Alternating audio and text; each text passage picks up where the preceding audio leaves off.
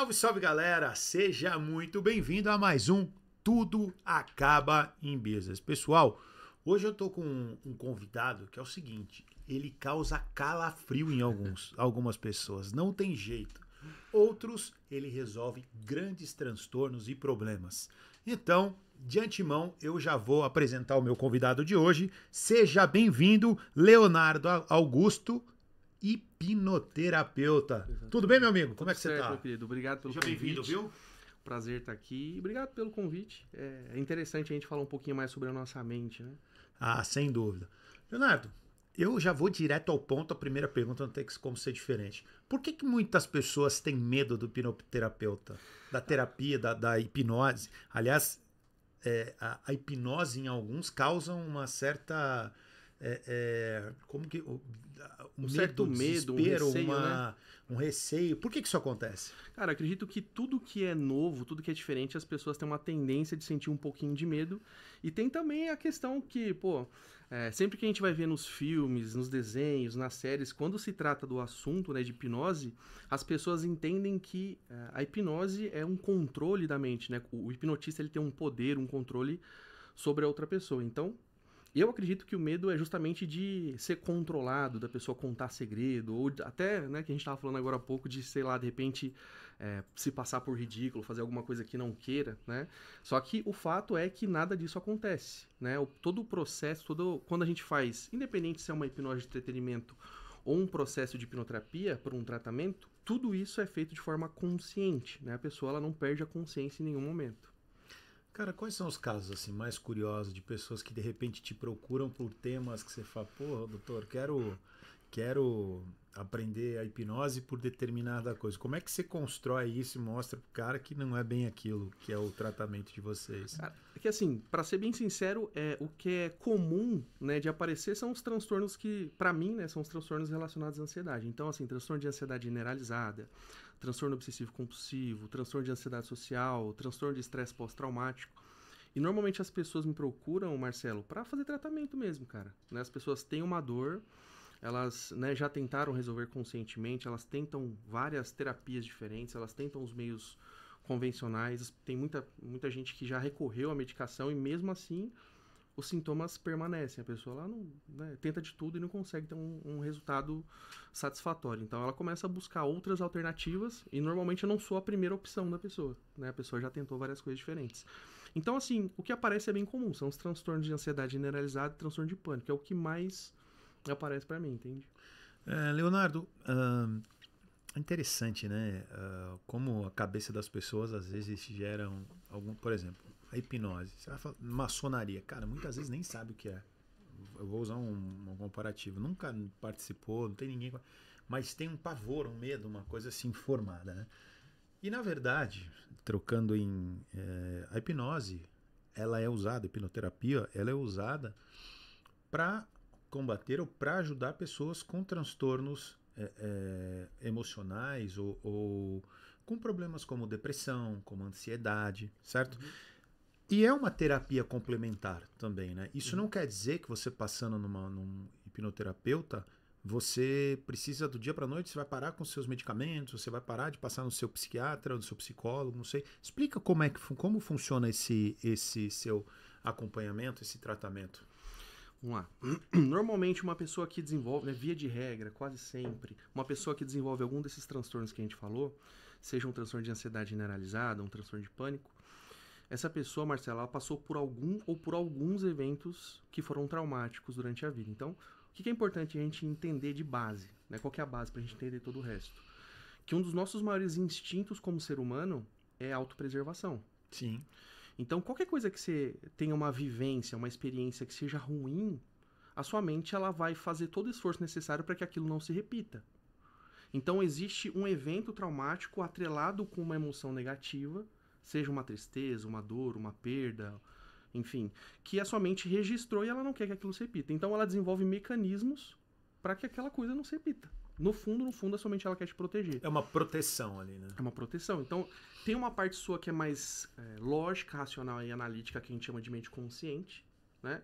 Só que tem uma outra parte que é mais emocional e instintiva, que é o que a gente chama de subconsciente. Então, assim, eu vou dar um exemplo. Se você coloca, sei lá, a gente tá mexendo aqui nos equipamentos, você começa a mexer no fio e toma um choque ali. Caramba, você toma aquele tranco, toma aquele Tua susto, reação. Tá? você tem aquela reação, e aquela reação ela fica gravada dentro de ti, né? Se, né, o Alan vai ali, desliga, o disjuntor fala, agora você pode mexer. Conscientemente você fala, pô, ele já desligou, eu não vou tomar choque. Mas na hora que você vai colocar a mão, você fica meio assim, tem algo que fica meio que puxando o seu braço, você fica ali naquela briga Exatamente isso. consciente e subconsciente. Então, no fundo, a sua parte subconsciente, ela não quer saber, ela só não quer que aquela dor se repita. Então, o que a gente faz dentro desse processo de hipnoterapia? E eu acredito que é justamente por isso que esse processo é tão eficiente, Marcelo. É por isso que a gente consegue um resultado tão bom em pouco tempo, né? A gente busca quais foram esses eventos traumáticos na mente subconsciente e a gente faz um trabalho de mudança de percepção e a gente consegue desvincular a emoção ruim da memória. Então, assim, eu vou dar um exemplo simples pra ti. Se eu perguntar pra você, sei lá, Marcelo, fala um dia aí da sua infância que você lembra, alguma coisa que aconteceu, algo importante. Normalmente as pessoas vão se lembrar de, sei lá, de alguma coisa que tem uma emoção atrelada. Então você vai lembrar de um final de ano, de, sei lá, de uma festa de aniversário, de uma briga que aconteceu entre seus pais, de um acidente. Então sempre é uma memória atrelada a uma emoção. E quando a gente tem muitas memórias atreladas com emoções ruins, a gente começa a desenvolver. É onde nascem os problemas, os transtornos. Então, o que eu faço é buscar esses eventos traumáticos na mente subconsciente e desvincular a emoção negativa do fato. Então, você vai continuar lembrando de tudo, mas você não vai sentir as mesmas coisas, né? O objetivo é que você não seja mais afetado emocionalmente com isso. Por exemplo, vamos trazer algum exemplo mais usual. Por exemplo, o cara tem pavor de andar de avião por algum trauma de infância. O cara não dirige, tem pavor de dirigir. Este é um perfil de pessoas que te procuram? Sim, acontece bastante. Mas olha que interessante, a pessoa não necessariamente ela precisa ter vivenciado uma experiência traumática dirigindo, por exemplo. Porque a mente ansiosa, ela também super generaliza. Então, se essa pessoa passa por um evento traumático, né, ou às vezes ela tem até algum problema com os pais, com o pai, com a mãe, e essa pessoa, ela, sei lá, ela é um pouco insegura, essa pessoa, ela tá sempre muito preocupada com o olhar, com o julgamento das outras pessoas. Essa insegurança que tá por trás do ansioso, eu falo que isso é um padrão bem comum. Ela começa meio que se alastrar por várias áreas da vida. E se a pessoa não olha e não trata isso, isso começa a ir para todas as áreas mesmo. Então, até em coisas que pareciam simples, como por exemplo dirigir, a pessoa começa a duvidar dela mesma. Ela começa a sentir insegurança nessas coisas também. Então a gente, mais uma vez, tem que buscar o histórico do porquê que ela desenvolveu aquele problema, do porquê que ela sente aquela insegurança tão forte, porquê que ela está sempre tão preocupada com o olhar, com o julgamento das outras pessoas. Então, num processo convencional, as pessoas vão dando as respostas racionais que estão na mente consciente. A diferença é que aqui a gente meio que corta um caminho e já busca direto quais foram as programações, quais foram os eventos exatos, né, traumáticos que a pessoa vivenciou ali. E assim, para quem que é indicada a hipnoterapia e por quê? Para qualquer pessoa que tem algum problema que tem um cunho emocional, Marcelo. Então, assim, todos os problemas que têm relação com a parte emocional, elas podem, pode ser tratado com hipnoterapia. Só que tem, assim, diversas pessoas que me procuram, não só as pessoas que têm transtorno de ansiedade, por exemplo. Tem muitas vezes que empresários procuram para poder entender alguns comportamentos. Às vezes, sei lá, o cara tem algum tipo de bloqueio em investir mais no negócio, ele tem muito medo, tem muita dificuldade de confiar nas outras pessoas, tem, sei lá, um receio de expandir o negócio dele, dar errado. Então, né, mais uma vez, a gente sempre vai buscar quais são os motivos desses comportamentos, né, na mente subconsciente e ajudar essa pessoa a desbloquear algumas coisas, entendeu? Doutor, se eu quiser um aumento de salário, se eu passar lá com você, eu consigo convencer meu chefe a me dar um aumento de salário? Como é que funciona isso? Acho que consegue, cara. Eu acho que dá. Brincadeiras à parte? Porque assim, vamos lá, né? Tudo depende da percepção que ele tem sobre você, certo? Então, se você tiver minimamente um conhecimento sobre isso, a pessoa ela pode começar a mudar, você consegue dar algumas sugestões ou agir de determinadas formas para que a pessoa ela comece a perceber você com mais valor, por exemplo. Entende? Você falou para mim, né, brincando, e se eu quiser, né, chamar a atenção de alguma pessoa, né, Pô, cara, quantas pessoas que você olha, às vezes você até julga, você fala, nossa, aquele rapaz é tão bonito com aquela menina que não é tão bonita assim, ou vice-versa. Tipo, nossa, aquele cara ali com aquela mulher ali. Então, o que que aconteceu para que os dois estivessem juntos? De alguma forma, ela viu algum valor nele que você não tá conseguindo ver. É claro, é multifatorial, mas tem a questão da influência, da percepção também que influencia bastante. Doutor, você falou muito em ansiedade. Eu até comecei a falar ansiedade e depressão e você usou muito a palavra ansiedade. Quando a gente fala desses transtornos, pelo que eu entendi, pode ser que seja só mais pessoas com esse quadro de ansiedade procuram, nem tanto depressivo. Isso tem alguma diferença ou não? Ou foi só expressão mesmo? É porque a ansiedade é extremamente comum, cara. Assim, o Brasil, desde 2019, é o país mais ansioso do planeta. Sim. E aí, logo na sequência, se eu não me engano, foi o Ministério da Saúde, em 2020, fez uma nova pesquisa, e nessa pesquisa eles constataram que 86,5% da população tem algum nível de ansiedade patológica. Ou seja, são praticamente 8 em cada 10 pessoas. Então, é extremamente comum e é justamente por isso que as pessoas não procuram mais. Porque tem muita gente que está sofrendo com entendi. isso. Entendeu? Então faz. E que benefícios que um paciente, ou como é que é paciente, alguém em tratamento, um cliente, pode esperar de uma sessão ou de um tratamento, né? Não de uma sessão só. O que pode ajudar essa pessoa? E vou repetir, faz parte de um programa? Vocês trabalham de uma forma isolada? Como é que funciona isso? Existe um protocolo, um processo que normalmente assim, as pessoas perguntam, é por sessão, é por hora, como funciona? Eu faço um tratamento completo, então é um pack, existe uma quantidade de atendimentos que a gente faz, que é mais ou menos padrão, então são normalmente 3 encontros que acontecem a cada 30 dias. E normalmente para esses transtornos que a gente citou aqui, esse pacote já é mais do que suficiente. Então, o que a pessoa pode esperar, Marcelo? Entenda que, a pessoa já procurou, já tentou várias alternativas, a pessoa tá tomando medicação muitas vezes e ainda não conseguiu atingir um resultado que ela esperava, não conseguiu se livrar dos sintomas, não conseguiu deixar de sentir as crises.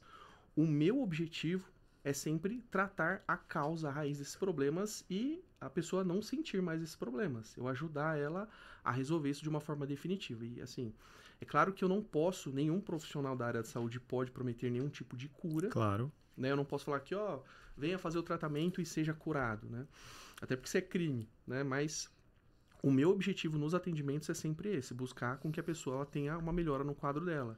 Que ela pelo menos diminua a quantidade de crises que ela tem, ou que ela consiga, de repente, diminuir a dosagem de medicação. Muitas vezes a gente entra em contato com o médico da pessoa, com o psiquiatra, para poder fazer um desmame ou fazer substituição, tirar a medicação, começar algum fitoterápico para a pessoa, né, poder se desvencilhar da medicação e melhorar o quadro dela ali. E 3 sessões já pode ter algum resultado?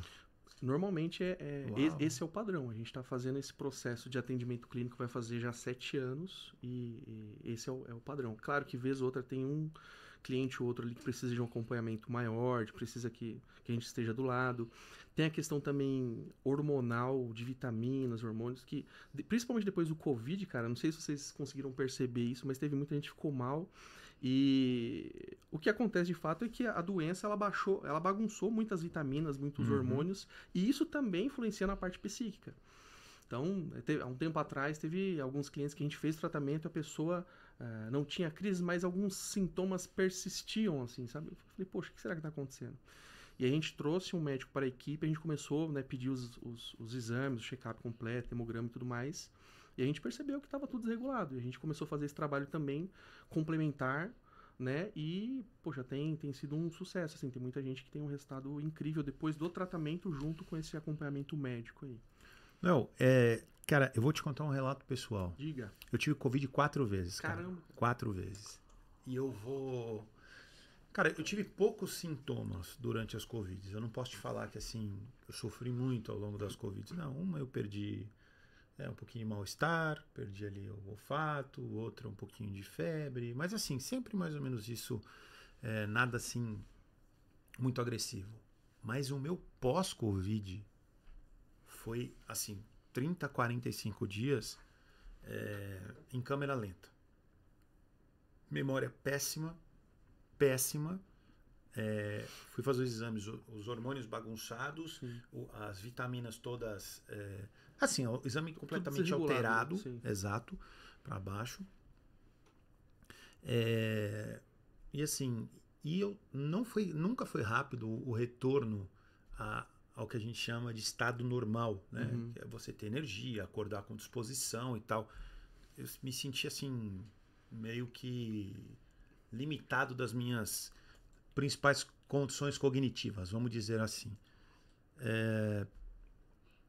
E, e eu achei interessante você citar isso e de alguma forma a hipnoterapia ajuda ou ajudou? Como é que vocês colocaram isso dentro da pauta? Eu percebi. E como que ficou a memória, cara? Memória. Péssima. Ó, o que mais acontece? O pessoal reclama muito de memória, dificuldade de manter a linha de raciocínio, Uhum. dificuldade de concentração. né?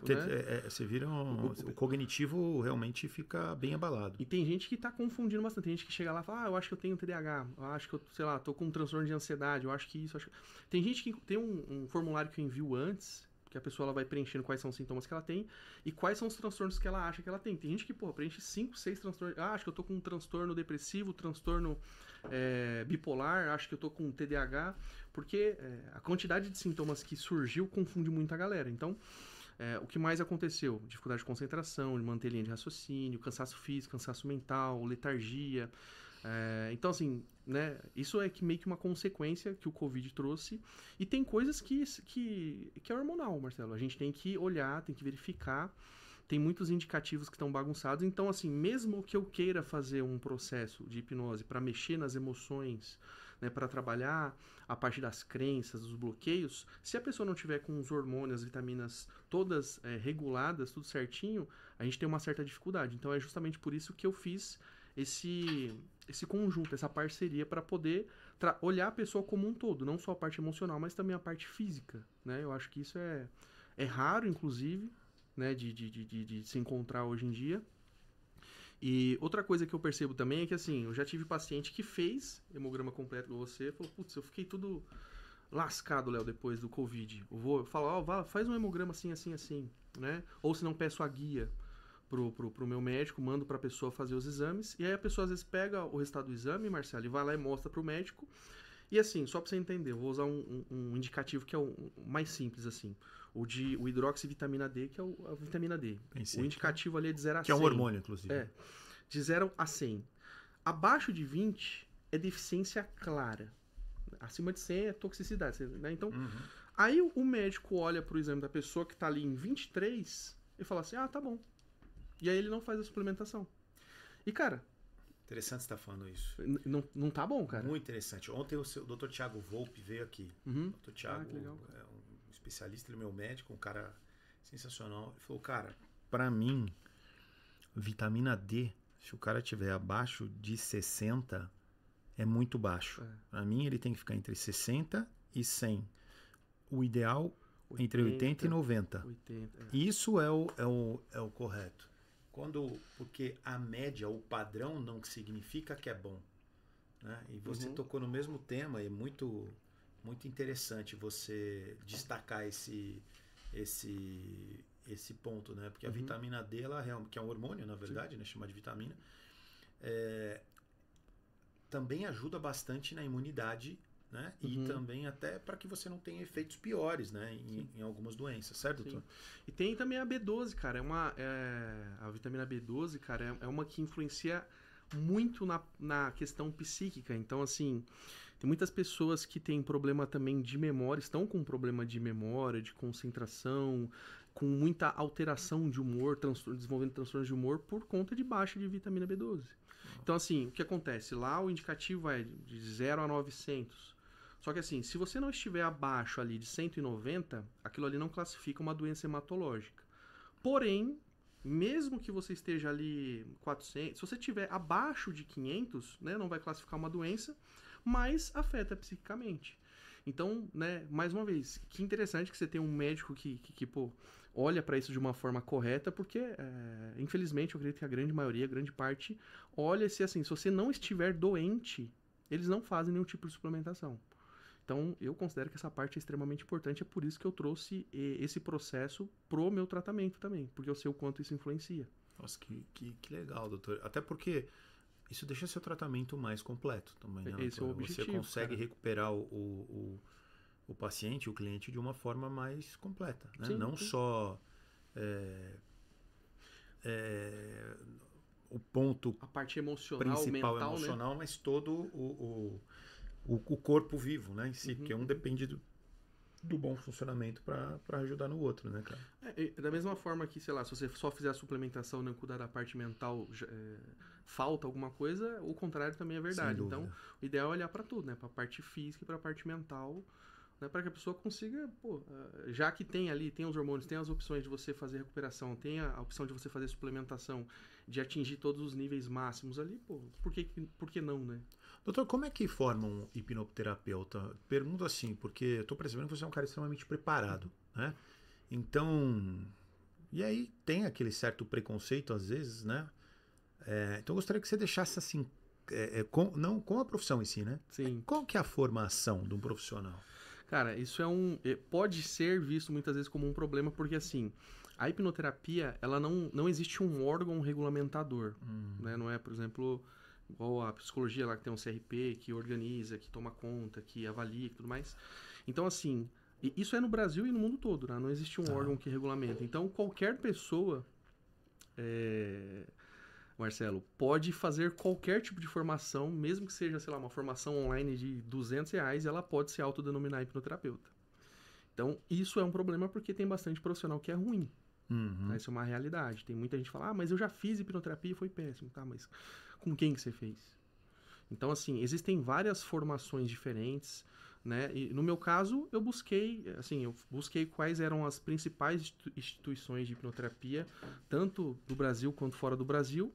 E como eu me interessei pela área, eu comecei a fazer todas as melhores formações que tinham disponíveis. Então, eu tenho mais de 15 formações em instituições diferentes. E o interessante é que cada escola ela tem uma visão de mundo diferente, né? E eu poder participar é meio que eu consigo pegar o melhor de cada mundo, o melhor de cada escola, e eu acabei meio que criando um protocolo que é meu, que é exclusivo, que é único e que costuma dar um resultado muito bom. Então, para o cara se formar, ele precisa, né? É simples, ele precisa fazer um curso. Se ele fizer um curso, ele já pode se autodenominar hipnoterapeuta. E assim, uma coisa é você fazer uma formação de hipnoterapeuta para você poder se entender. Eu acho que isso é extremamente válido, principalmente para empreendedor, porque além de você se entender, você também consegue entender as outras pessoas e é um skill, uma habilidade que é fundamental para quem tem business. Claro. Cara, se você não souber lidar com pessoas, né, um empresário está perdido, né? Só que para você fazer atendimento clínico, o que eu aconselharia que a pessoa se aprofundasse um pouquinho mais. Não só na hipnoterapia, mas outras formações também para poder entender melhor o ser humano como um todo. Doutor, quem que é a grande referência? Quem começou a hipnoterapia? Ó, você vê que tocou ali, fugiu o foco. Vamos lá. Quem começou essa história da hipnoterapia? Quais são as grandes referências históricas aí e atuais também? Cara, no Brasil, assim, a gente tem grandes nomes, né? A gente tem um cara chamado Alberto Delísula, só que assim, eu acredito que o grande boom aconteceu depois das hipnoses de entretenimento de um cara que eu acho que todo mundo conhece, que é o Pyong Lee. Então, com essa parte de entretenimento, ele trouxe muita atenção para esse tema, para essa temática. E nessa época, nesse período, tinha uma escola, que é uma das maiores escolas de hipnoterapia do mundo, que chama Omni, né? Ela existe desde 1972, salvo engano. Ela já está presente em mais de 25 países e a matriz dela fica na Suíça. Então, essa escola ela veio para o Brasil, ele fez a formação lá e por conta da mídia que ele tinha, essa escola ela cresceu bastante e hoje é uma das maiores referências aqui do Brasil. É uma das escolas que mais formam hipnoterapeutas. Inclusive, os instrutores, né, na época, eles foram muito bem selecionados. Só que o que aconteceu é que começou a crescer bastante e cada um dos instrutores saiu e criou a sua própria escola também. Então, a gente tem bastante escolas que são referências. A gente tem a Bravo Hipnose, que eu considero que é muito boa. A gente também tem um método chamado método Kreis, que é do Rafael Kreis. Então, assim, são pessoas... Tem também o Dr. Carlos Alberto, que ele é médico, neurocirurgião. Além da formação de hipnoterapia, ele também ensina a nova medicina germânica, que é uma das formações que eu tenho também. Inclusive, eu trabalhei em algumas dessas escolas que eu estou falando para ti. E, assim, a gente tem essas referências no Brasil hoje, né? Só que quem trouxe, né? Eu acho que essa grande onda de formações e tudo mais foi essa escola chamada Omni, onde o presidente chama Michael Arruda. Ele trouxe tudo isso, esse conhecimento e conseguiu espalhar isso bem aqui pelo Brasil. Se eu não me engano, era Freud que usava isso também, né?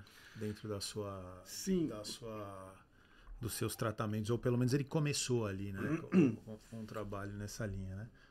Ele começou, mas a gente brinca, né, nos bastidores, que ele não manjava muito. Então ele meio que abandonou, né, e continuou ali dentro das abordagens dele. Mas ele... Quem iniciou toda essa história mesmo foi... o Dave, tem o Dave Elman... Nossa, agora me fugiu a memória, cara. Tem o Dave Elman e tem o Milton Erickson, né? São as duas escolas diferentes que a gente tem de base, assim. Então, normalmente, a maioria das coisas que vieram depois, mesmo que sejam algumas técnicas diferentes, vieram ou do Milton Erickson ou do Dave Elman, né?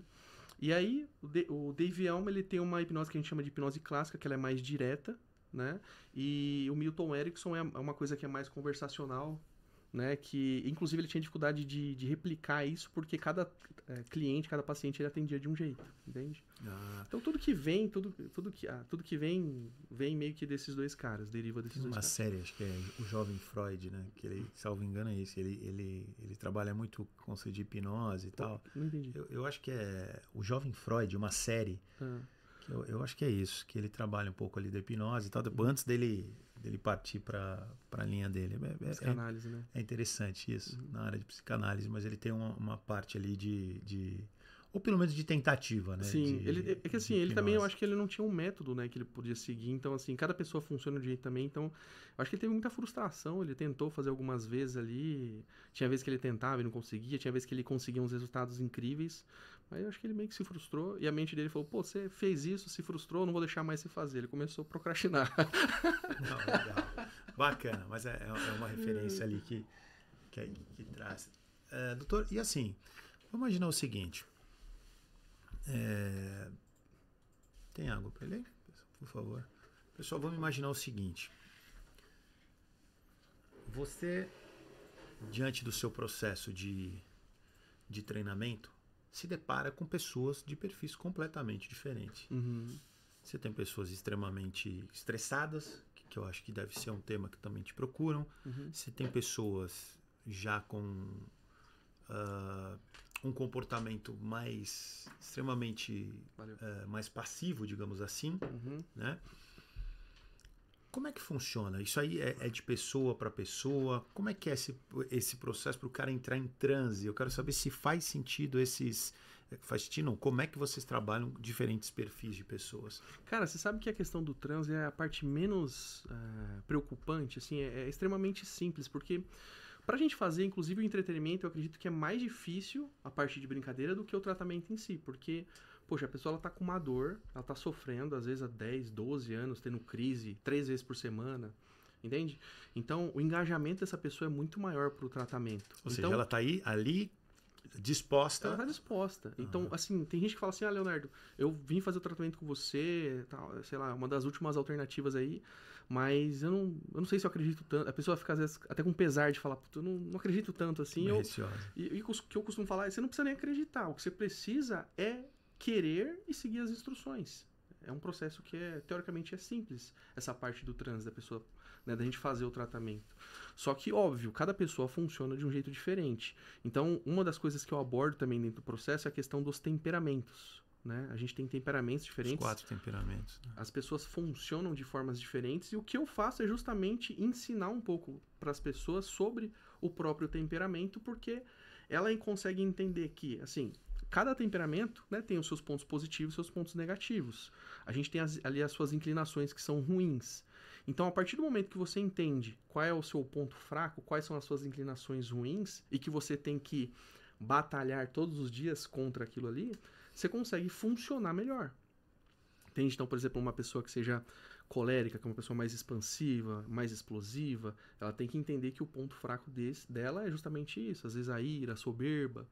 Então, ela tem que trabalhar mais em cima disso. O fleumático?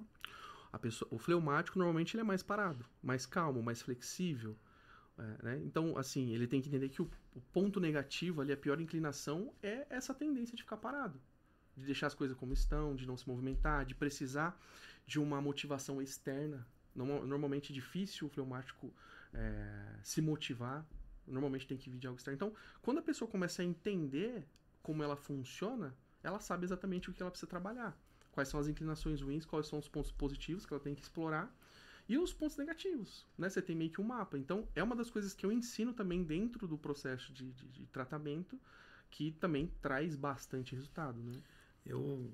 Eu fuçando na sua mídia social, eu vi que você tem alguma relação, ou fez o curso, né? A gente estava falando do Ítalo Marcilli. Sim. Né? Inclusive, eu li um livro dele muito interessante, que é Os Quatro Temperamentos, que aí ele vai bater lá do fleumático, o colérico, melancólico e qual? Sanguíneo. Sanguíneo, isso, e o sanguíneo. E você fez a formação com ele também, né? Fiz. Uma das formações que eu fiz foi com ele. E a gente não... É que assim, a questão dos temperamentos eu já tinha estudado antes, né, anterior à formação dele.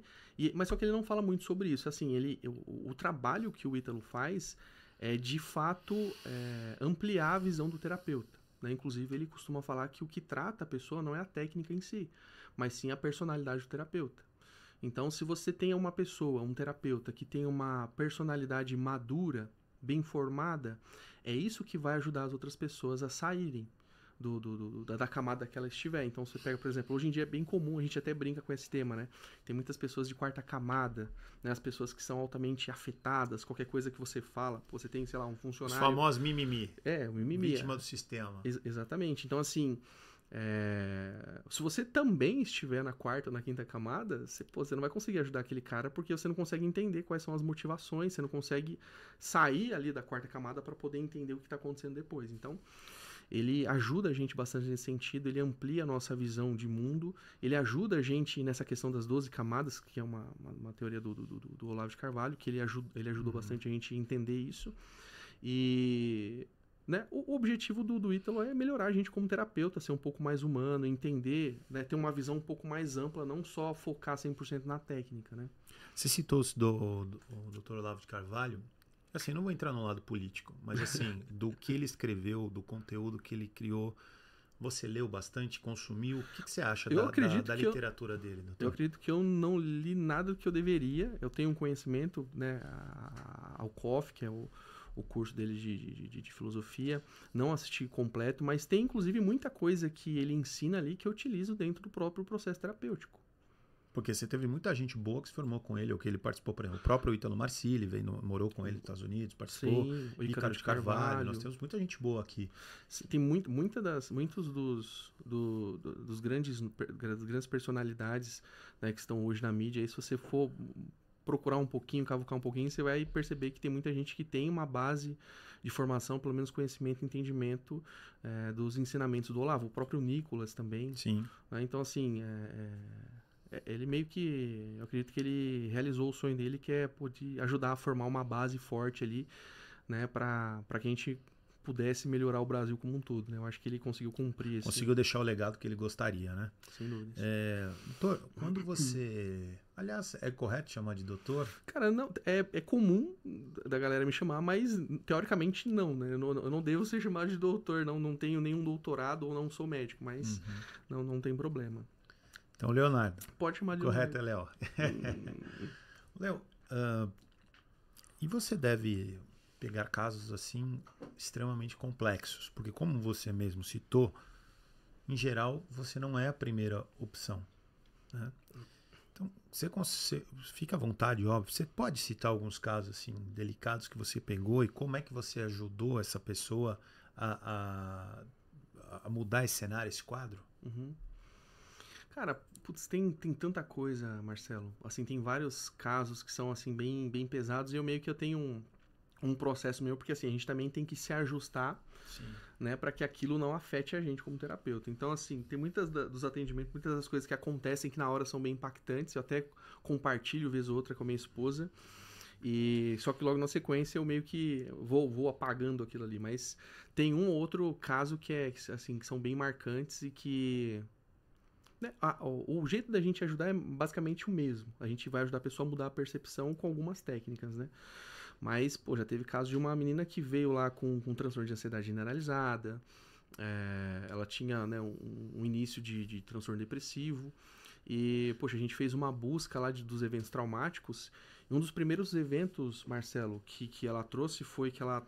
Porra, eu não vou lembrar exatamente a idade, né? Mas, assim, ela era bem pequena e ela estava dormindo no quarto com a irmã. E aí, pô, não sei se era de madrugada, assim, de noite, ela começou a ouvir gritaria e tal.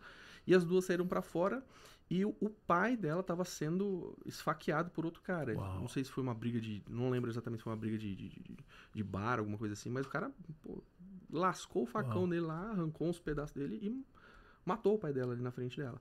E aí, esse foi o primeiro evento traumático, né, que ficou registrado ali. Então ela sentiu muito medo, muita insegurança, ela tinha um pavor gigantesco, ela tremia, né, e tudo mais. E aí, depois que o pai dela morreu, depois de um tempo, o segundo evento traumático que apareceu foi que um vizinho, né, morava a mãe e as duas filhas, né, o vizinho, né, abusou dessa menina. Uau. Até porque, né, Meu não tinha Deus, ali o cara. pai pra proteger, então... Meu Deus, cara. E aí ela sofreu esse abuso. E aí, até então, falou, caramba, que baita história, né? Até chegar um certo momento que depois de tudo isso, eu não sei se a mãe dela também não aguentou toda a pressão e a mãe dela deu ela para outra família. Eu acho que ela tinha, sei lá, tipo 9, 10 anos. E aí essa menina chega numa casa que ela não, né, não conhece ninguém. Tinham ali vários irmãos, né? Mas todos eram biológicos, menos ela. Então ela falou que ela, né, foi citando que ela era empregada de todo mundo, ela era a última a comer, ela tinha que lavar a louça de todo mundo, ela dormia num lugar separado, ela era humilhada, todo mundo batia nela. Inclusive ela falou que eles forçavam ela a pedir dinheiro na rua, tal, e tudo mais. Então assim, são os casos que a gente pensa assim, fala, caramba, cara. Parece coisa de filme, né, cara? Esses são uns casos bem pesados assim, e não tem como, você olha pra um cenário desse, uma história dessa, né, cara, você fala, pô, não tem como não ser diferente, a pessoa não desenvolver algum tipo de problema, de trauma, de transtorno, né? E vez ou outra eu falo, né, sobre isso com os amigos terapeutas, que tem uma galera que tem o costume, Marcelo, de bater no peito e muitas vezes falar, pô, sou empresário, consegui ganhar na vida, isso, aquilo, tal. E tem gente que vem falar que é sorte. Aqui não é sorte, não, cara. Aqui foi força de vontade, isso e aquilo.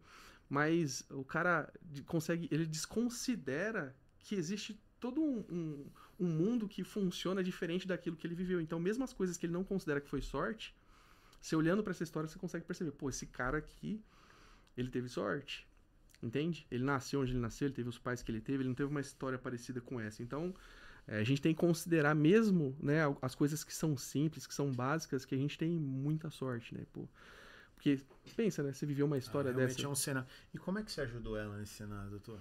Cara, a gente sempre faz basicamente a mesma coisa, não tem como, né, aprofundar muito, mas a gente vai pegar cada uma dessas situações e vai fazer primeiro com que a pessoa expresse quais são as emoções que ela tem, seja de raiva, injustiça, de medo. A gente ajuda essa pessoa a expressar isso, colocar isso pra fora de certa forma. E depois que isso acontece, a gente tem aquela liberação de... Porque normalmente tem uma carga emocional muito grande nessas memórias. Né? A pessoa, ela sente, ela meio que revive tudo aquilo, ela chora, ela sente.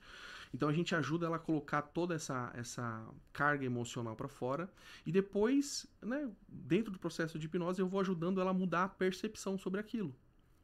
Entende? Mesmo que seja difícil, a gente faz um trabalho de percepção. Então, cada história, cada trauma a gente tem que usar uma abordagem diferente, ou uma história diferente, uma alegoria diferente para poder ajudar a pessoa a mudar a percepção dela sobre o fato. Porque o que é interessante é que, assim, mesmo que seja um fato muito traumático, a gente costuma falar que o que traumatiza não é o fato em si, mas é a percepção da pessoa.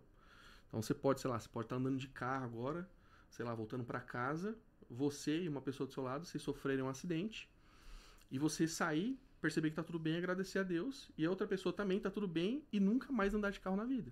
Então, assim, o evento é o mesmo.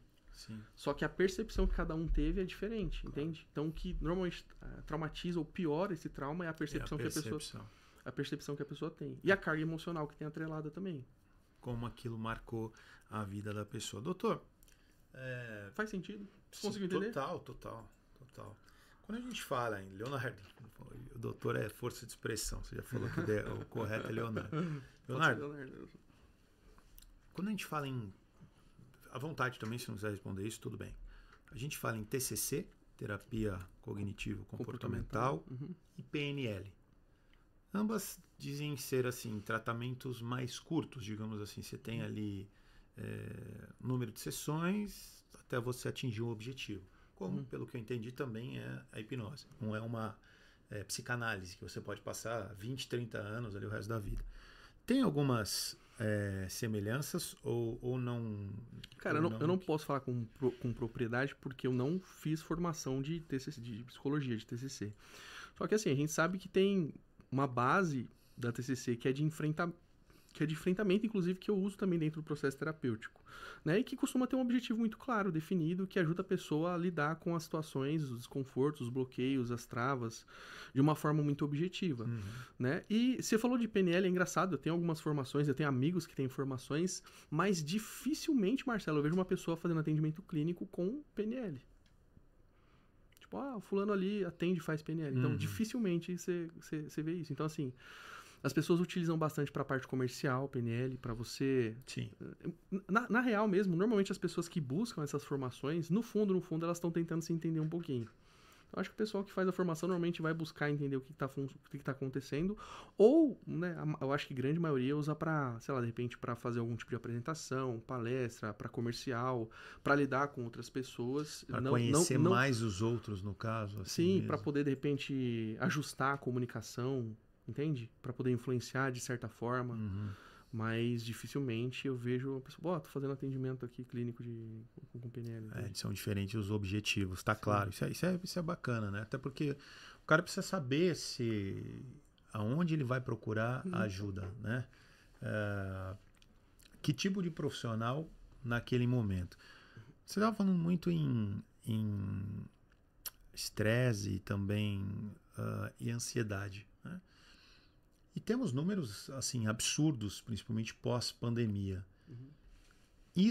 Como é que isso influenciou no seu mercado ali, doutor, no seu nicho? Cara, é interessante porque assim, antes da pandemia eu não fazia atendimentos online, eu só fazia atendimentos presenciais. O consultório fica aqui na Vila Mariana. E, obviamente, a quantidade de pessoas que começou a procurar depois da pandemia, até mesmo durante a pandemia, foi absurdo. O pessoal todo mundo começou a surtar, né? Então, o pessoal começou a procurar cada vez mais ajuda, o pessoal começou a colocar mais atenção nessa temática, nesse assunto, o pessoal começou a falar mais sobre tratamento, sobre terapia. Então, assim, eu percebi que eu tive que começar a adaptar para fazer atendimentos online, né? Eu percebia que já tinha outras pessoas que faziam isso, mas para mim também eu tinha uma crença que, será que vai realmente trazer o mesmo resultado? Era um problema comigo, de crença minha. E tinham outros profissionais que já faziam, e aí eu comecei a testar, conversei com alguns amigos, e aí eu fiz o primeiro atendimento e eu percebi que era basicamente a mesma coisa. E eu já sabia disso conscientemente, mas tinha algo que falava, parecia que eu sentia mais segurança quando a pessoa estava ali na minha frente, no consultório, sentada ali no divã.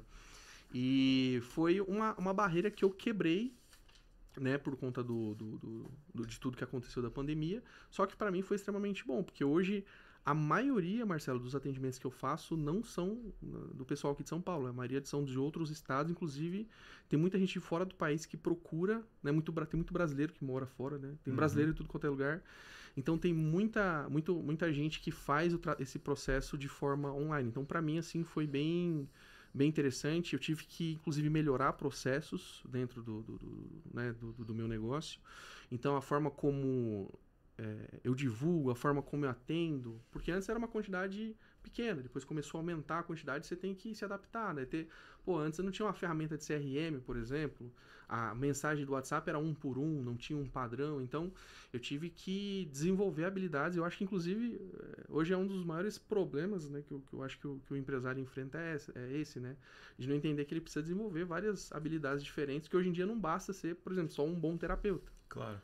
Não adianta o cara ser só um cara muito bom, ele tem que ter outros skills, outras habilidades ali, senão, né, se ele não aprender pelo menos o mínimo ali de fazer um stories ou de se comunicar com a audiência dele, né, ele tá perdido. Então, para mim, nesse sentido, foi bom porque eu tive que me desenvolver em várias áreas diferentes, tive que fazer outras formações de marketing. Inclusive, esse final de semana, eu vou participar de uma formação do Érico Rocha, que tá do evento aí. Eu vou também, cara. Você vai também? Vou também. Teve o primeiro dia hoje, eu falei, putz, a gente marcou também, hoje, né? Eu falei, putz, eu vou... Cara, pode falar a verdade? Sábado e domingo eu vou. Eu também quero participar. Vai se encontrar lá então, amanhã, assim, com certeza. Foi bom porque, me obrigou a abrir o leque e entender que eu tinha que desenvolver outras habilidades. E isso foi bom porque eu passei a atender bem mais pessoas e pessoas do mundo inteiro, cara. Que legal. Tem, inclusive, bastante clientes que moram nos Estados Unidos. Tem uma galera lá de San Diego, cara, que eu atendi, da Flórida, assim. E o legal é que lá tem bastante boca a boca, né? O pessoal normalmente indica bastante. Então, se eu atender só presencialmente, isso não aconteceria. É interessante o que você está falando, porque assim, o programa nosso chama Tudo Acaba em Business, então a gente sempre leva pro lado do... já leva tudo pro lado do empreendedor. E tem a questão da moeda também, né, cara? Porque assim, aqui é o mesmo valor, mas assim, pro cara que mora fora, para ele pagar o valor que eu cobro na terapia, é muito mais fácil, porque existe uma diferença enorme da moeda. Então, é um público bem, bem interessante. E eu não sei porquê, parece que a galera que tá fora é bem disciplinada, cara. Então, assim, até os exercícios que a gente passa, as datas, né? O pessoal segue tudo muito, muito certinho, assim, cara. Então, é um público que eu tô gostando bastante. Nossa, que legal. E como é que você, assim, como é que funciona hoje sua clínica? Vamos explicar assim. Atendimento presencial, atendimento fora, quantas pessoas trabalham, você tem funcionário. Aí eu quero que você coloque o teu lado empreendedor do teu business. É um negócio pequeno, né? Porque eu vendo horas ainda, então a gente tem um certo limite, né? O objetivo depois disso é começar a comercializar cursos, que a gente consegue expandir, né? Escalar isso melhor. É por isso que eu vou lá fazer a formação. Só que assim, hoje a gente tem um time reduzido e a gente tem bastante parceiro, né? Então assim, hoje eu tenho uma pessoa que me ajuda na parte comercial e eu tenho um time de marketing, que tem umas 12 pessoas, só que é uma agência, né? Então, a gente tem um contrato que a gente fez durante o ano e eles me ajudam nessa questão do marketing, tráfego, página, estratégia, criativos, né? Então, é um time que é bem enxugado e até então é o que está suprindo, assim, as necessidades, né? E aí você hoje não só atende presencial, como atende também online? Eu acho que, não vou lembrar, tem no formulário lá, mas eu não vou lembrar exatamente, mas eu acredito que uns 86% é online, cara. Hoje é extremamente raro eu vir pro consultório, porque tem um consultório e tem um consultório em casa também, né? No Sobrado eu fiz um consultório lá, então quando atendimento online, muitas vezes eu faço de casa mesmo. E aí, como é que é esse mercado, doutor? Aí te pergunto, sei lá, você falou que vai dar curso, vai ajudar as pessoas a se formarem, se especializar, ou seja, você vai carregar a bandeira da hipnoterapia, né? Como é que é esse mercado? Para quem é? Que tipo de profissional pode fazer sentido? Cara, que assim, a gente tem um dos professores meu que ele fala sobre isso. Ele fala que a gente normalmente não busca uma dor que não seja a nossa. Então, normalmente, quem se interessa por esse mercado é porque, na maioria das vezes, a pessoa está querendo se entender, Marcelo. A pessoa está tentando entender o que está acontecendo dentro dela. Por que eu tenho isso? Por que eu sinto isso? Né? Então, isso aconteceu comigo também. Né? Eu passei por um processo de transtorno depressivo, transtorno de ansiedade. Eu busquei várias alternativas até encontrar essa, né? Até conseguir resolver o meu problema. E aí, quando você consegue resolver de uma forma simples, depois que eu fiz uma sessão, inclusive a sessão que eu fiz, a primeira, foi com aquele médico que eu disse pra ti, que é o Dr. Carlos Alberto Ribeiro, que depois foi meu professor. Depois que eu fiz uma sessão, eu falei, cara, você tem aquele resultado impactante, você fala, caramba, cara, isso aqui é maravilhoso. E aí você começa a despertar o desejo, a vontade de ajudar as outras pessoas também. Então, foi isso que aconteceu comigo e normalmente é isso que acontece com as outras pessoas também, né? Depois que você vê, caramba, 2, 3 horas aqui de sessão, o cara resolveu minha vida, né? Então você começa a despertar o desejo de ajudar as outras pessoas. Então, tem muitos profissionais que já são da área, eles não têm um conhecimento específico de hipnoterapia, mas, por exemplo, tem muitos psicólogos que procuram a formação para poder ter uma habilidade a mais, uma técnica a mais. Só que a maioria que eu conheço, inclusive, né, claro, tem toda a base teórica ali da psicologia, mas utilizam muito a hipnoterapia, inclusive até por questão da remuneração, porque é totalmente diferente. Então, assim, só para você ter uma noção, Marcelo, quando a gente fala dos tratamentos convencionais, seja, sei lá, independente da abordagem do psicólogo, seja TCC, junguiano, humanista, enfim. Pelo CRP, se você pesquisar lá, se eu não me engano, o mínimo que um psicólogo deve cobrar por hora de atendimento, eu acho que são R$180 por hora. Muito, né? E normalmente ele faz um pack ali de atendimentos durante 3 meses, durante 10 sessões, enfim.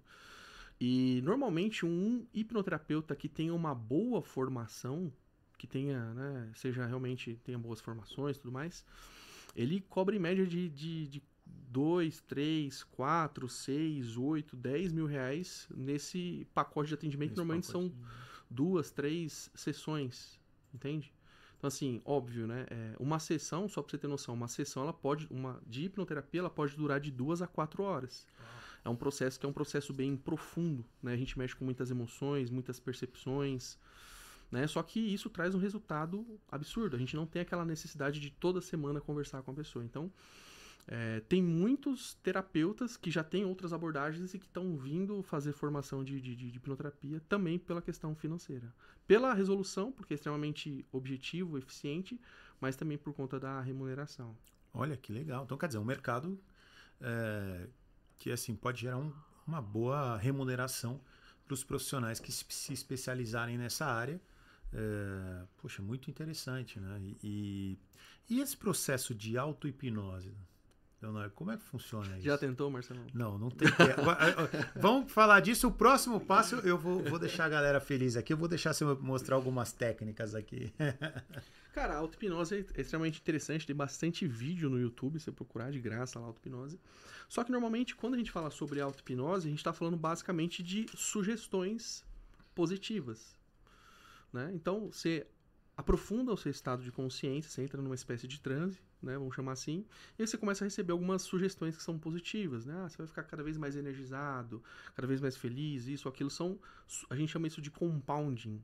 São que áudios que você fica ouvindo? Como é tem bastante áudio, tem também pessoas que aprendem a fazer isso sozinhas, né, o processo de auto-hipnose. Só que normalmente, via de regra, quase sempre, é um processo que você vai fazer um reforço mental em cima de algumas crenças. Só que, entenda, quando você tem uma questão, normalmente, né, quando você tem um problema, um transtorno, normalmente aquele padrão de pensamento, aquelas emoções, elas não estão ali à toa. Existe um motivo pelo qual a pessoa desenvolve aquele problema. Então, no processo de hipnoterapia, a gente vai buscar a causa do problema e mudar a percepção. Normalmente, quando a pessoa faz auto-hipnose, ela só vai reforçar alguma coisa de forma positiva. Mas pensa, você pode reforçar bastante, mas se tiver uma questão lá que não está resolvida, aquilo ali vai ser temporário, entende? Normalmente, aquele resultado que a pessoa tem, ela pode até se sentir bem. O ideal é que você tratasse para depois fazer esse tipo de... Sim, então, no processo, a gente faz tudo isso. Tem várias etapas dentro do processo. Obviamente, uma das primeiras é buscar os eventos traumáticos, depois, lá pro finalzinho, a gente também faz esse reforço positivo.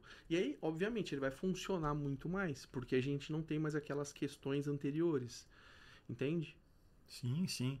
Doutor, mas não deixa de funcionar. Tipo assim, tem muita gente que pode... desde que feito de uma forma ali acompanhada, aprenda de alguma forma a fazer do jeito correto. A pessoa pode até fazer pelo YouTube, aquilo ali pode até trazer um resultado, mas via de regra é temporário. Então, depois de um tempo, ela vai voltar a sentir ansiedade, ou vai voltar a sentir aquela tristeza. Então, ela pode usar, não tem problema, não tem contraindicação. Mas o ideal, para que ela tenha um resultado que seja definitivo e permanente, procura um especialista. Ela faça um tratamento completo. Né? Olha, que legal, bacana. Inclusive aqui, Leonardo, eu tenho aqui 2 pessoas extremamente interessadas em participar do processo. Então, a Dani, eu convido aqui, Dani. A Dani tá doida. Léo, ela não via a hora de passar.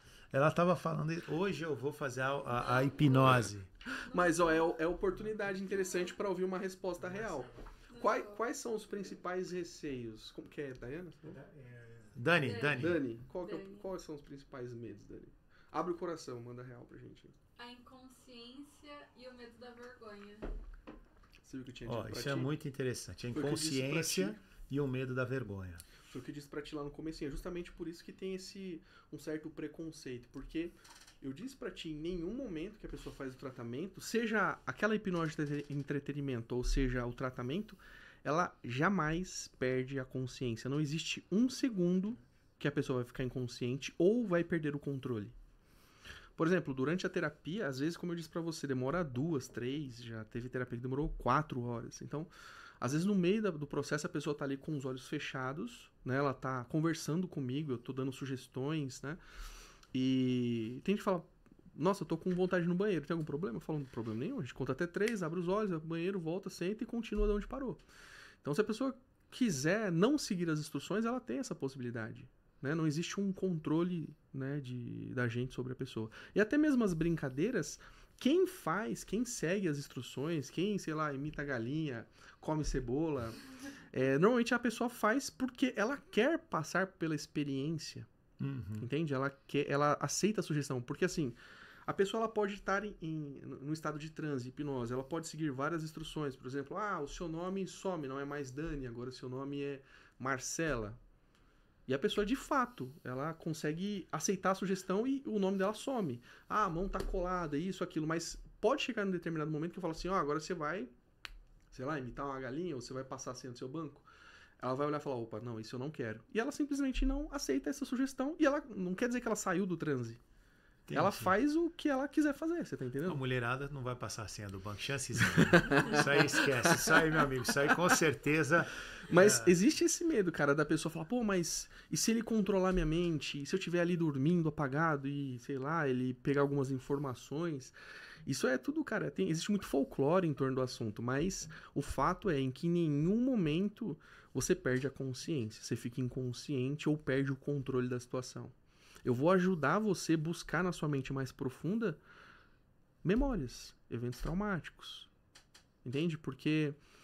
quando você tá só consciente e vai fazer um processo convencional, a pessoa fala, poxa, por que você acha que você tem tal problema? Aí você fala, eu acho que é por conta disso ou por conta daquilo. Existem várias respostas e pode ser que todas essas respostas que apareceram, nenhuma seja real.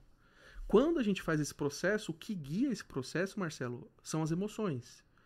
Então, a gente consegue, através dessa linha da emoção específica, seja de uma raiva, de uma injustiça, de uma dor, enfim... a gente consegue buscar qual foi exatamente o evento traumático inicial, que a gente chama de ECI, evento causador inicial. A gente consegue entender o que foi de fato. Às vezes a pessoa nem lembrava direito, ou às vezes a pessoa não dava importância. Porque assim, é extremamente comum, Marcelo, das pessoas pensarem assim também, poxa, eu tenho medo de fazer um processo de hipnoterapia e descobrir algo muito ruim que aconteceu durante a minha infância que eu não lembre. O pessoal fica com medo disso. E, sinceramente, quase nunca isso acontece. O que acontece é que são coisas que são simples, mas que, para uma criança, teve um forte impacto emocional. E é justamente por esse motivo que a maioria dos traumas eles estão na infância. Porque a criança, ela não tem uma visão madura sobre as coisas. Ela é imatura. Então, muitas vezes... eu sempre falo a mesma coisa. Um grito de um pai para um filho pode parecer para o filho o fim do mundo. Porque a gente pensa que não, mas as crianças estão o tempo todo dando significado para as coisas. Então, por exemplo, você chegou do trabalho, você tá estressado, nervoso, aí tá um menininho ali. Ele, olha, pai, que não sei o que, olha aqui esse desenho que eu fiz. E ele ficou o dia inteiro na expectativa desenhando você, colocou lá seu topetão, colocou seu relógio ali, fez você fortão, mentiu um pouquinho, fez tirou a barriga. Tirou a barriga, aí coloca ele do lado ali e tal, uma casa, um carro que ele goste, e aí ele vai com aquela expectativa enorme pra cima de você, e fala, putz, segura o menino aqui que eu preciso jantar, putz, hoje não sei... A criança fala, caramba, será que ele não gosta de mim? Será que isso? Será que aquilo? Será que eu tô atrapalhando? Sim. Será que eu sou um peso na vida? Ela cria e aí, os próprios... ela começa a dar significado para aquilo. Entende? E aí, às vezes, acontece de a gente voltar para um evento, a pessoa ter uma expectativa que é algo muito traumático e ser um evento desse. E aí você olha e fala, não, isso é bobo. Não, pode parecer bobo para você, de hoje, com 30, 40 anos, mas para a criança aquilo teve um impacto muito grande. Entende? Ela criou os próprios monstros, né? E aqueles monstros foram ficando ali embaixo do tapete, não foi feita a limpeza correta das emoções, e aí ela criou um monstro gigantesco por parte de uma faísca, né? E aí, a partir desse momento, dessa faísca que você disse, ela já tem meio que uma base de informações ali que meio que ela vai sempre recorrer àquilo. Então, qualquer coisa que aconteça depois, mesmo que não tenha relação com o pai, seja na escola, ela fala, não, eu acho que isso aconteceu porque as pessoas não gostam de mim. Eu acho que o problema sou eu. Eu acho que eu atrapalho. Eu acho que as pessoas não gostam. Eu acho que o problema tá comigo.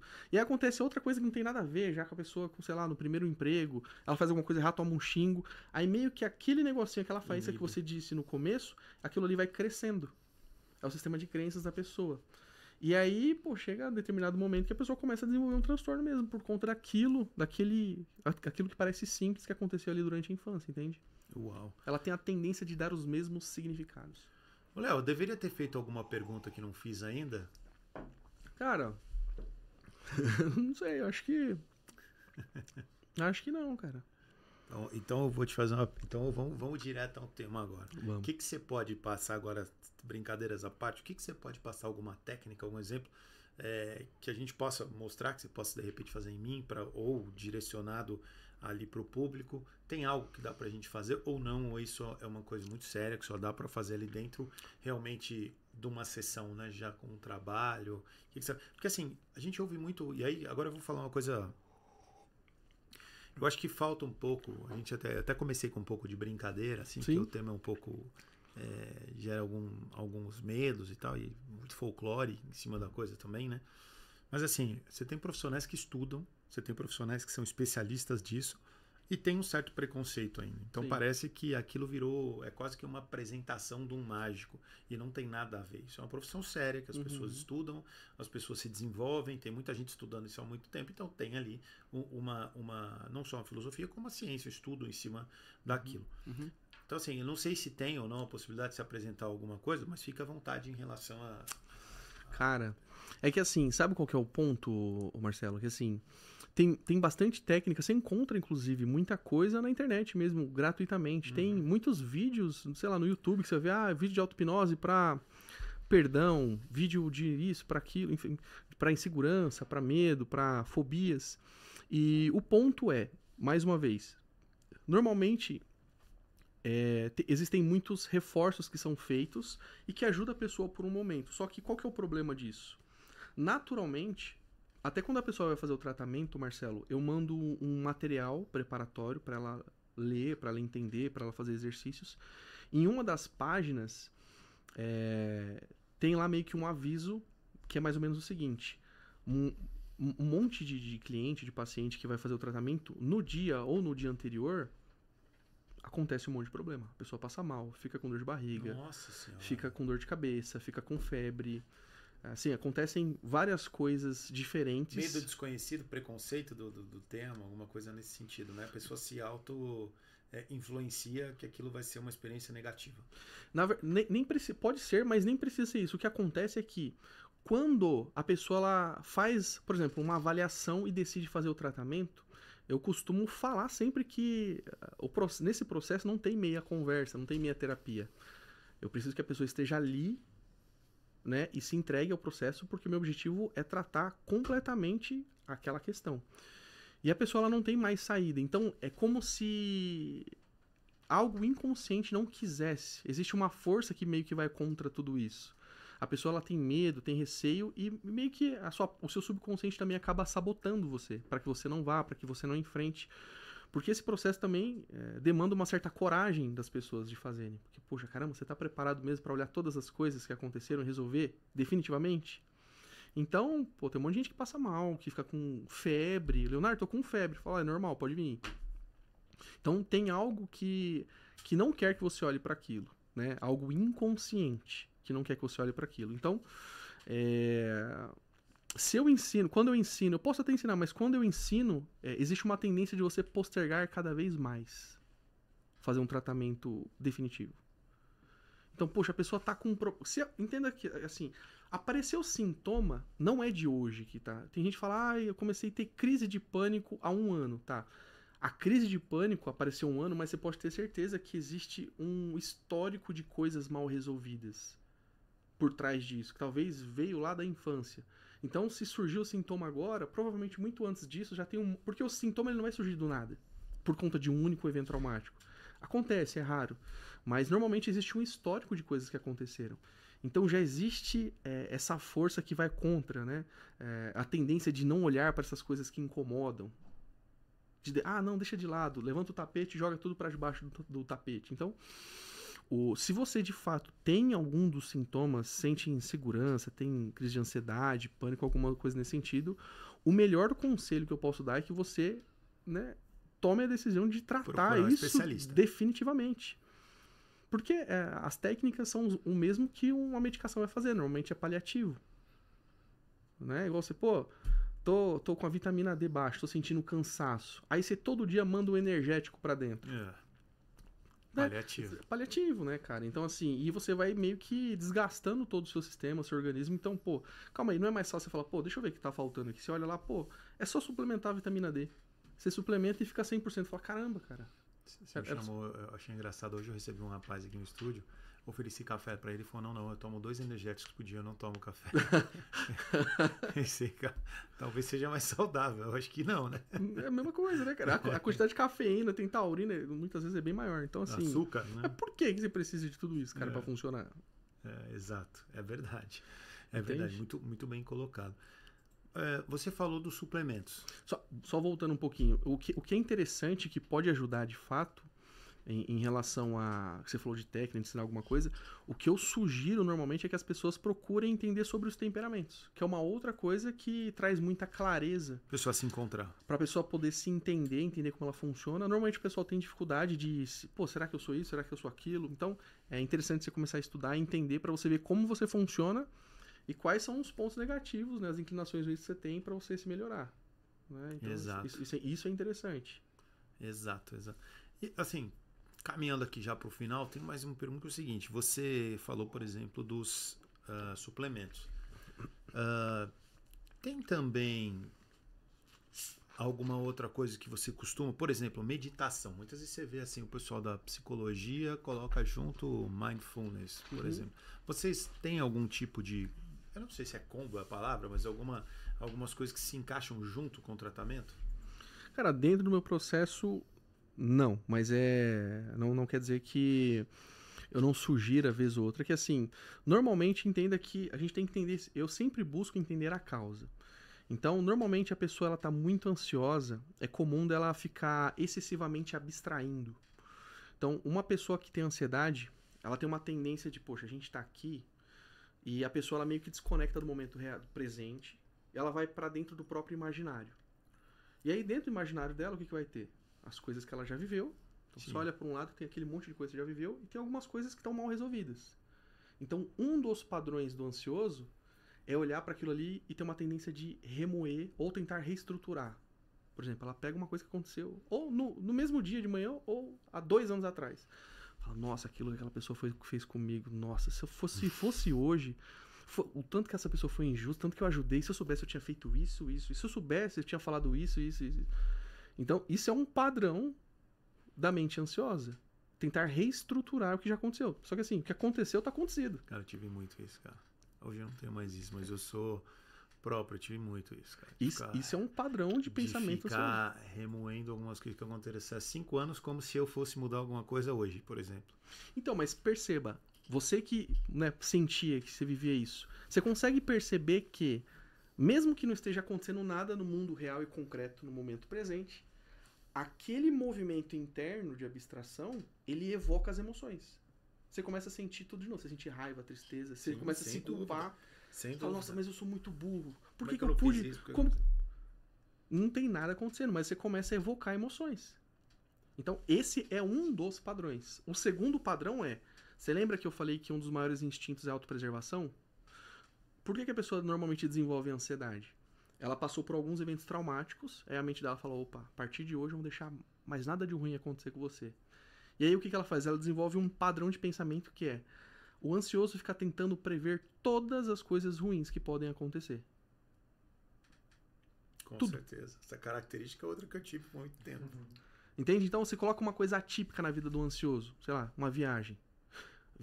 Começa a abrir um monte de abinha, igual como se fosse no computador, assim. E se o avião cair? E se o avião cair? E se eu perder minha mala? E se perder a mala? E será que vai estar sol lá? E será que a reserva tá feita? Nossa, se for de carro, se o carro capotar? Será que o motor tá bom? Quem vai estar lá? Eu acho que eu vou levar um remedinho. Caramba, será que isso... Então, assim, você abre um monte de abas na sua cabeça e você não dá conta muitas vezes de processar.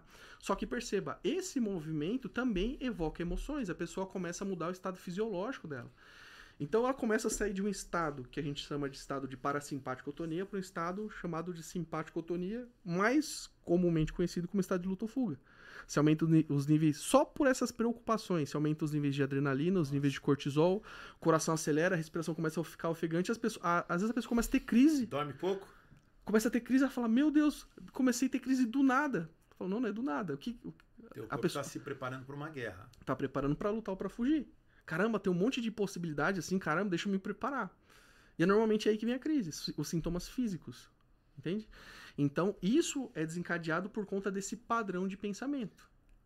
Esses são os dois padrões normalmente mais comuns no ansioso. Ficar tentando reestruturar as coisas do passado ou tentar prever qualquer tipo de coisas ruins que podem acontecer. Só que perceba, quando você vai para dentro do seu imaginário, eu brinco que você desconecta aqui do mundo presente e você vai pro metaverso da loucura, né? Você sobe e vai lá pro mundo das possibilidades. Sim. Querendo ou não, você desconecta do momento presente e você começa a, inclusive, perder os seus meios de ação.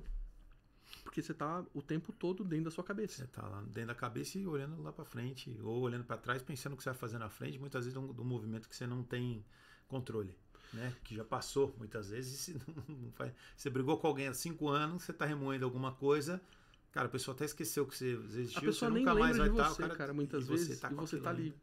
Você entende? Só que acontece, você começa a perder os meios de ação. Você começa a deixar de agir no mundo porque você tá constantemente dentro da sua cabeça. E aí você vai fazer qualquer coisa, tipo, vou sair, vou fazer um vídeo agora. Não, mas o que o outro ele vai achar? Você começa a deixar de fazer as coisas por conta desse excesso de preocupações. Então, entenda, isso não acontece por acaso, não acontece à toa. Tem um motivo pelo qual a sua mente desenvolveu esse programa de autopreservação.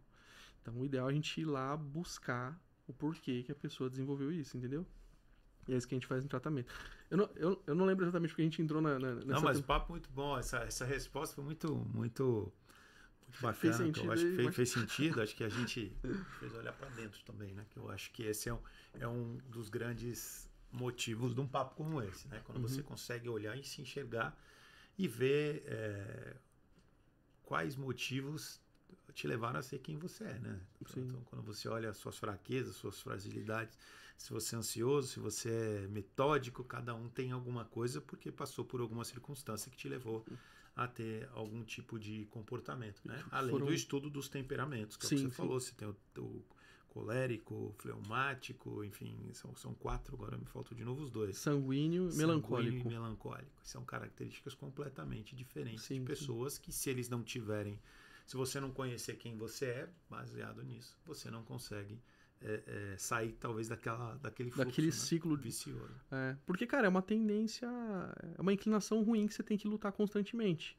Então, constantemente o fleumático, ele vai ter que entender que não é para deixar as coisas como estão. Ele tem essa tendência natural. Então ele tem que lutar constantemente contra aquilo ali. Entende? E, inclusive, quando você começa a fazer um processo desse terapêutico, a finalidade que está por trás de tudo isso, o Marcelo, é amadurecimento de personalidade.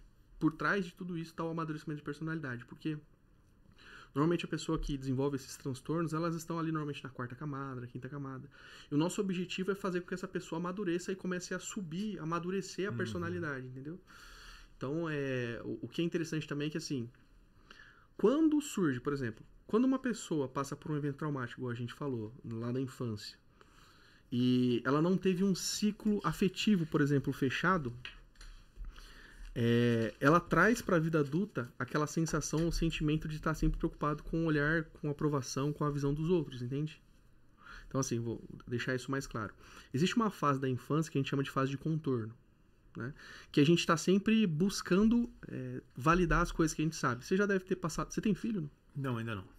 Você já deve ter visto isso com alguma pessoa próxima, até em filme. A criancinha chegar, né, até você, ou até o pai ou a mãe, apontar para alguma coisa que ela sabe o que é e perguntar: pai, o que é isso? Para um cachorro, para um carro? O que é isso? Ela sabe, mas ela está perguntando. Então, no fundo, o que ela está buscando? Ela está buscando validar as convicções dela. Poxa, deixa eu ver, será que o que eu sei é que eu sei mesmo? Então, por isso que a gente chama de fase de contorno. É como se tivesse fraquinho ali com um lápis, ela vai lá reforçar as convicções, né? Então, quando ela passa por eventos traumáticos ali durante a infância, ela não consegue fechar esse ciclo, né? É um adulto que leva como característica, né, para a vida adulta o medo do julgamento, a necessidade de aprovação, está sempre muito preocupado com o olhar, com o julgamento dos outros. Porque ele não conseguiu lá na infância fechar aquele ciclo, entendeu? Sim. Léo, muito bom o nosso bate-papo. Eu gostaria primeiro de te agradecer, cara, a tua presença. Eu acho que você tem que voltar aqui mais vezes. O tempo urge, porém o conteúdo muito bom. Eu acho que você trouxe aqui uma boa percepção do que é a hipnoterapia E antes da gente se despedir, eu gostaria que você deixasse aqui como as pessoas te acham. Como é que chega no seu consultório, como é que chega nas suas mídias sociais, se você tem algum site, enfim. Por favor, compartilhe conosco. Pode procurar pelo Instagram. O Instagram é leonardoaugusto.oficial. Lá dentro do Instagram tem tudo. leonardoaugusto.oficial. Tá? Então lá tem tudo, lá no link da bio tem o site. Vocês podem clicar, chamar no direct ou na própria Qual página. é o seu site? O site é leonardohipnoterapeuta.com. Ele está dentro do próprio Instagram. E lá, inclusive, já tem uma aula gratuita onde eu explico um pouco melhor quem está procurando um tratamento. Né? Você clica lá. Quem é o público-alvo de vocês ali? É o processo terapêutico, como funciona. Eu aprofundo um pouquinho mais. É um vídeo de 10, 12 minutos ali que eu explico um pouquinho melhor como funciona, quais são os próximos passos. Né? Que a pessoa precisa fazer uma consulta de avaliação antes e tudo mais. Então, tem tudo explicado ali dentro do site. Lembrando que a gente grava aqui no Otimise Studios. Queria saber o que você achou do estúdio. Gostou? O que você achou aqui da nossa casa? Achei demais, cara. Achei incrível essa oportunidade de poder compartilhar um pouquinho mais sobre os conhecimentos. Foi um prazer aqui estar com vocês. E, achei demais, cara. Trazer essa parte mental, emocional para os empreendedores, que eu considero que é uma das coisas mais importantes, né? Se não tiver com o mental, com o emocional bem, as coisas começam a sair do trilho. Então, é extremamente importante. Sem dúvida. Então, uma mensagem final aí para o empreendedor mesmo, né? Esse cara aí que pode usufruir de uma forma muito positiva da hipnoterapia. O público empreendedor é o nosso público aqui, geralmente, do canal, é quem assiste a gente. Então, acho que é uma boa oportunidade de você se conectar com esse público também. Cara, eu considero que existem muitos pontos cegos, né, que muitas vezes a gente pode olhar e achar que não tem nenhum problema, mas existem muitos pontos cegos que às vezes atrapalham a gente de crescer, de evoluir, né, de repente alcançar mais pessoas, de atender mais clientes. Então, a pessoa que tem algum problema já de fato, ela precisa quebrar o ciclo do medo e procurar ajuda. E a pessoa que acha que não tem, é interessante ela fazer pelo menos uma consulta de avaliação, porque em 15 ou 20 minutos a gente consegue fazer uma lista de coisas ali que normalmente tem, que a pessoa até então não tinha enxergado, entendeu? Entrevisto aqui Leonardo Augusto, hipnoterapeuta, e tem mais. O Leonardo falou aqui, para mim, confessou que vai dar uma sessão gratuita para nossa amiga Dani, né? Para ele ir lá, e a gente vai filmar, vai entender como é que funciona o processo, né, Dani? A Dani falou que vai participar. E olha o olhar do Léo, Dani. Olha o tamanho do olho do homem. Eu quero ver. Tá preparado, né? Não tá preparado. Léo, obrigado. Imagina, foi um prazer. Do coração. Volta aqui. Acho que as pessoas vão agradecer aí por você ter compartilhado seu conhecimento. Você é um cara profundo, de muito estudo.